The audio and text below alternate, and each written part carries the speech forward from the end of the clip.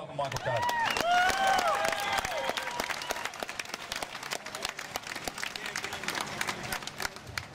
Thank you very much. It's very good to see so many people out here on this very important issue. And we need to start this discussion by understanding that these laws, as has already been said, but need to be repeated on and on and on, are not just about bikies.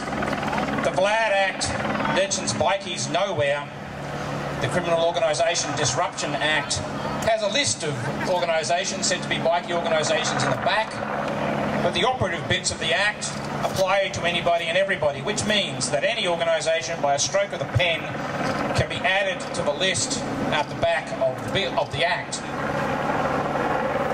So from the civil liberties point of view, when we look at laws, we ask a number of questions. The first question we ask is, are the laws necessary? We say there was no need for these laws. The incident which started all of this off on the Gold Coast resulted in 18 people being arrested and charged and are currently going through the courts. The real problem on the Gold Coast was not a lack of power, but a lack of police, demonstrated by the fact that Campbell Newman was able to pull $20 million out of his back pocket to try and solve the problem. A problem which the police union have been complaining about for some considerable period of time. The annual report of the Crime and Misconduct Commission was released in September, just a few weeks before all this blew up. It mentions bikie gangs, or organised criminal motorcycle outlaw motorcycle gangs, whatever they call them, 3 times in 122 pages, hardly suggesting that the CMC thought this was a serious issue, despite the recent interventions of its chair. The reality is that Queensland police over the last few years have been given enormous increased powers to deal with organised crime. The Criminal Organisation Act was introduced in 2009 by the previous government. So far it has had only 1 case which is still going on. At least under that act, the police had to go before a judge and convince the judge that the organisation was a criminal organisation. It's not a decision being made by the Parliament or by the Attorney General. Police in Queensland recently got the power to phone tap. The Queensland government introduced early this year, confiscation of profits legislation, which is the most draconian of its type in the country. None of that legislation has been effectively put to use. It has not been proved to be ineffective. But even if this demonstrated that the laws were necessary, which we don't accept, are they proportionate? Are they reasonable? We say not. It's one of the fundamental principles of our legal system that people are dealt with on the basis of what they have done, not who they know, not to organisation of which they are a member, not who they associate with. Once you go down that track, which is a fundamental violation of the right to freedom of association, you undercut one of the fundamental freedoms of our society. The problem with these laws is that who is a criminal organisation, who is not a criminal organisation, who is a criminal, is to be decided by the government and not in accordance with the principles of rule of law.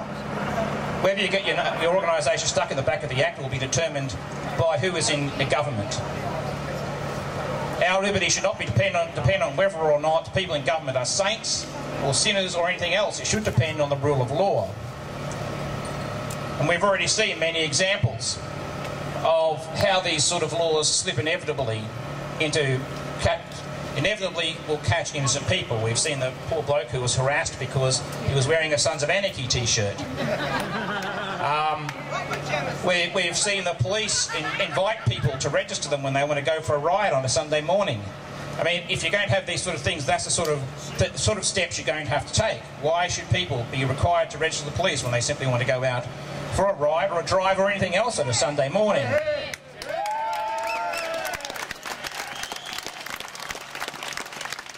And it's, as I said, it's not just bikies because they barely get a mention. You could be a member of the local bowls club or the golf club. you could get involved in an altercation trying to remove an unruly member from the club. You could get charged with wounding, and wounding simply means that you break a person's skin. You are potentially open to being charged under the Lad Act because you've done it as a participant in an association, namely the Bowls Club, and you get an extra 15 years. If you are the president or the secretary or the treasurer of the Bowls Club, you get an extra 25.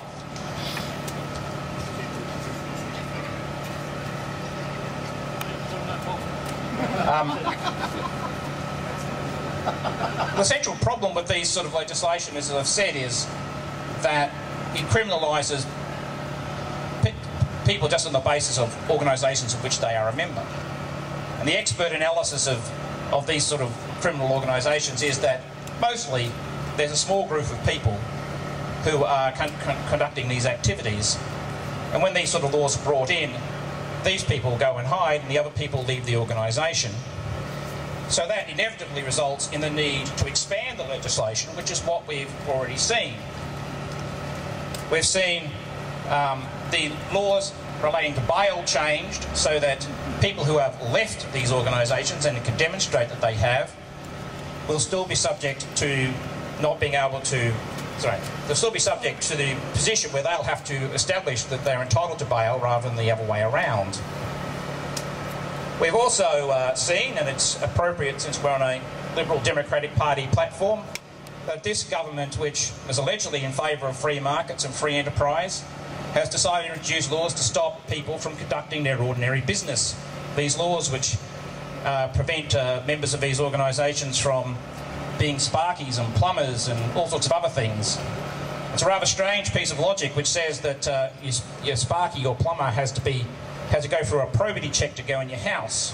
On that sort of logic, you know, you'd be having your Avon lady or the Mormons or somebody else go for a probity check to make sure that they can come into your house.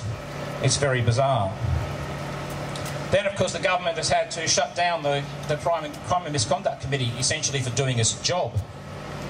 It's rather odd to accuse a committee which the chairperson is a Conservative independent of being biased. In fact, it seems that her only mistake was to, in fact, do her job in a non-partisan fashion.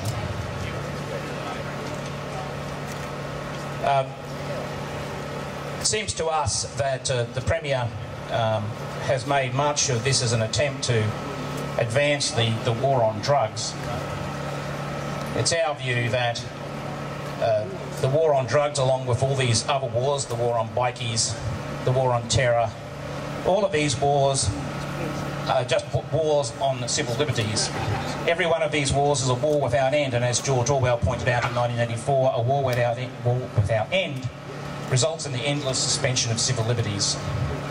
It's about time that we looked back at dealing with drugs by treating them as a health issue and by decriminalising their possession and use. That would also result in a fundamental undermining of the business model of these organised crime groups.